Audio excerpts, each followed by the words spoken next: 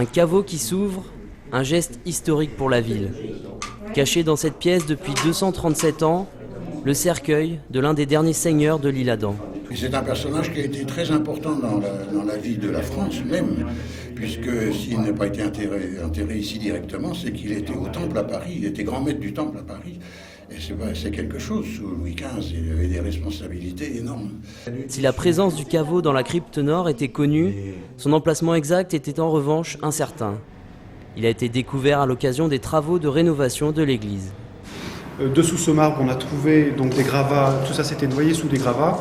Et donc quand on l'a découvert, on a vu qu'effectivement il y avait ce caveau et donc différentes des signes, notamment un A et un I pour l'Isle-Adam.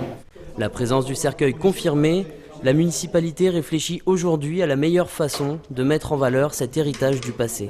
Il n'est pas impossible que nous fassions une espèce de plaque vitrée qui puisse être éclairée à l'occasion afin que chacun puisse venir constater, témoigner et finalement admirer cette magnifique crypte qui avait été construite pour le tombeau du prince de Conti. Mais pour les curieux, il faudra attendre. Pour quelque temps encore, le prince retrouve l'obscurité de sa tombe. 200 ans.